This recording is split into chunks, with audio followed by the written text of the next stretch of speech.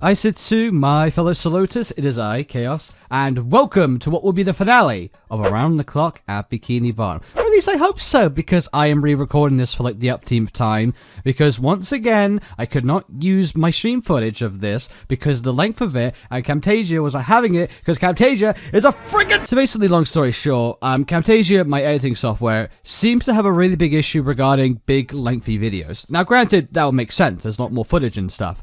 However, it has an issue with it regardless of how much you cut out of that original clip. The video I was going to use in this place, which was on the same stuff we're doing today, 18 minutes long. The original VOD was 3 hours, and it seems to treat it like it's that length regardless, and it wouldn't start processing. It wouldn't do any renders whatsoever. It would just go like, well, I can't do anything about this, I'm afraid. It just walks off about me. It's just... I'm freaking sick of it, dude. However, we will be doing everything we need to do today to finish off the game. Firstly, we're going to be beating One Night With Krussy on a video, because I haven't done that yet. Then we'll be playing the minigame Chef's Calamity, aka what you get for 100% of the game. And then we'll be ending off by watching the game's true ending, the epilogue. So without further ado, jump into One Night With Krussy. Which, I honestly don't think I have much to say about this. This is just going to be one of those... this is going to be one of those minigames I had to focus a lot. So I'll probably like announce some strategy, and I'm going to be quiet for the rest of it, so you probably won't see too much of it, so hope you understand that. Really does require your attention, this one, and the attention is all it's going to get, so no commentary. No commentary. No capes. It is really weird, though, because for a game that's, like, super easy to understand, there really isn't, like, much in-depth strategy to, One Night With Krussy. Like, really none at all. It's just difficult because there's so much to keep an eye on, and everything moves so quickly. The only bit of advice I can give is regarding how you use the power box, which you only want to use when you've dealt with both Spongy Bucko, as I shall refer to him, for that is his real name, and also Schoolboard. Thank you for that.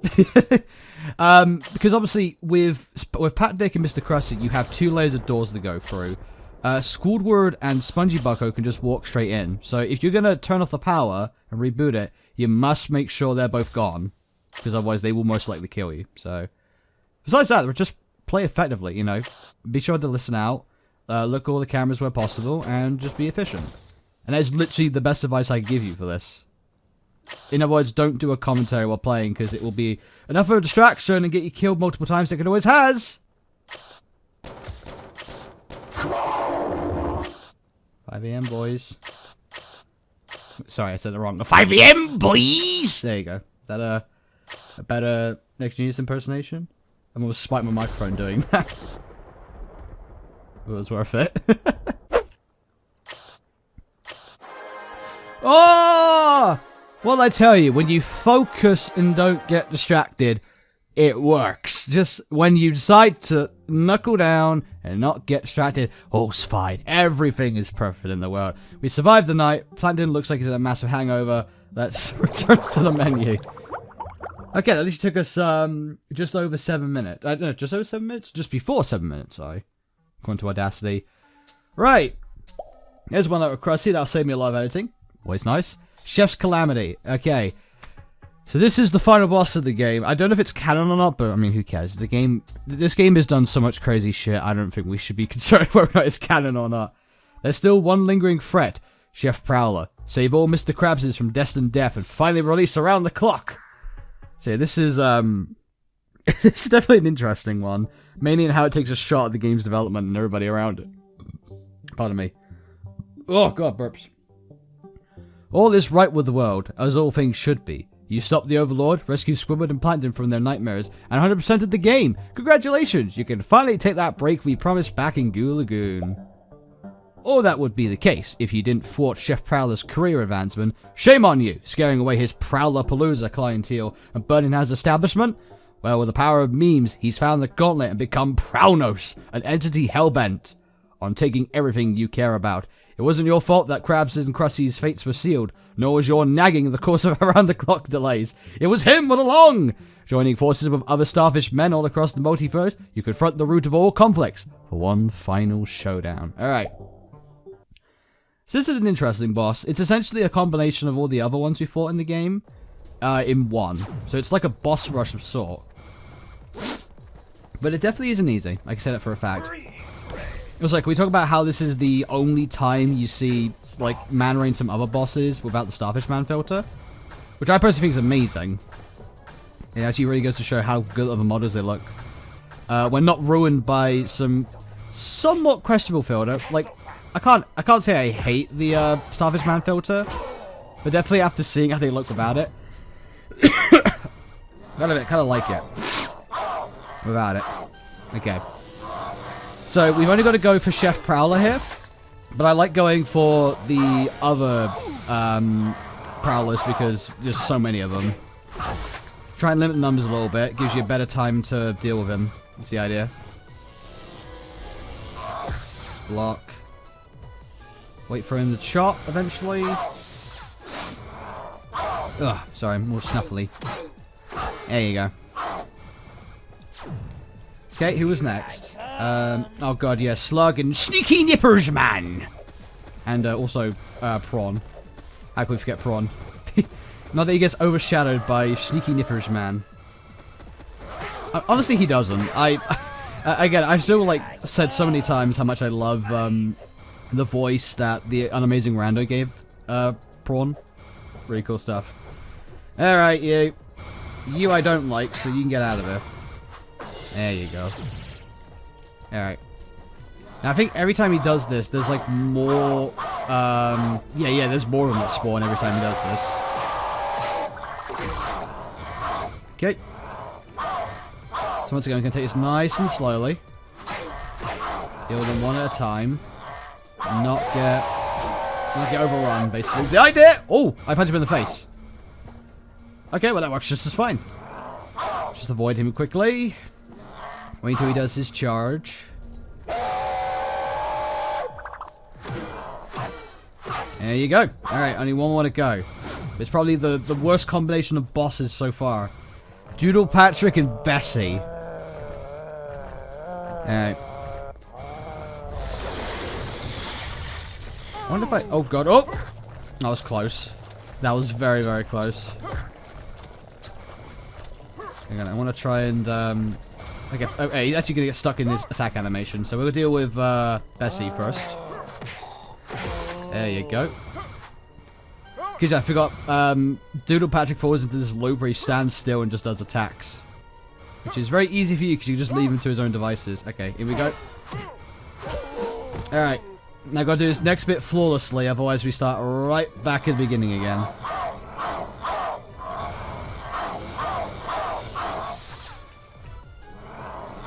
One, two, three! Oh, we did it, we did it! Oh! Oh, I think it worked. Oh god, that was so close. Okay, it did work, thank god. Alright. You see now why I like getting rid of them, because situations like that can happen, but you actually die. Thankfully, we're spared this time.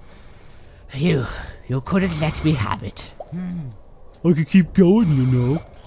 Not the senseless violence, you gorilla. What, because of my species, you roll me out as a bad guy? I didn't always want to suck out your nutrients.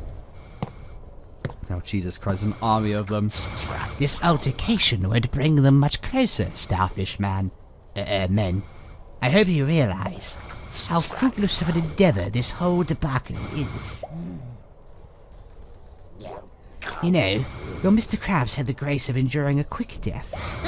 That is, after the painful stomach churn. Ain't having any more of that. I said this on the stream, it's like, it's either you die a hero or you live long enough to become the villain. As much as it has no correlation to what actually happens. Patrick, me boy, it'll be okay. Everyone is doing fine. I couldn't be any prouder of Mr. Squarepants. Please, you need to let go, for me heart. No, shut up! I can make this right! I can save you at around the clock! I can... There's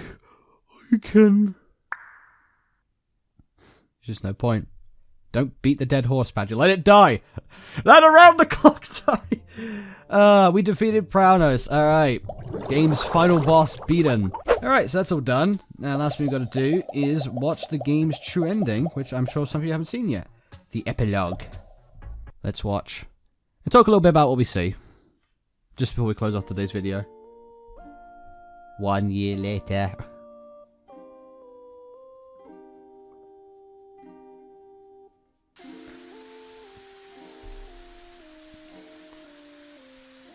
Well, SpongeBob hasn't got his anchor on his hat.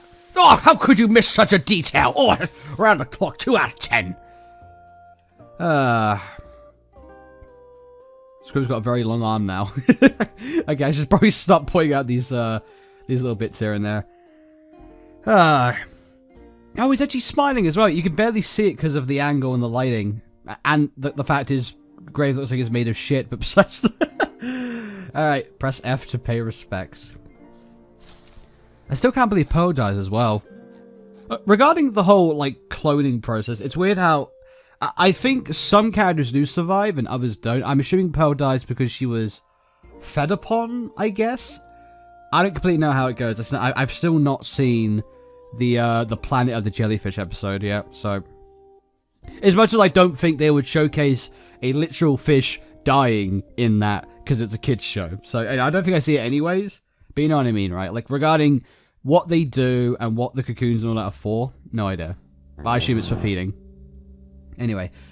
Those damn sea creatures took every one of my goofy goober tokens. Even the crab took my bike. Oh, glad he kicked the bucket though. No money, nowhere left to loiter. Oh, guess it's time I leave this place. He's complete notes out there. Where the hell am I? The hell do you think you're doing? Get out of my bed, stop it. Get out, stop it, damn it. To be continued in Strange Terror from the Deep. So yeah, Battle for Bikini. I've completely forgotten the name of this game.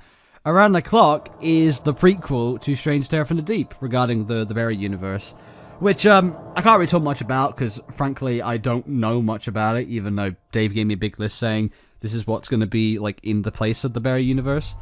But obviously Barry is a character that shows up in most Dave games. He's actually got like a ability to jump between the games as like his character canon.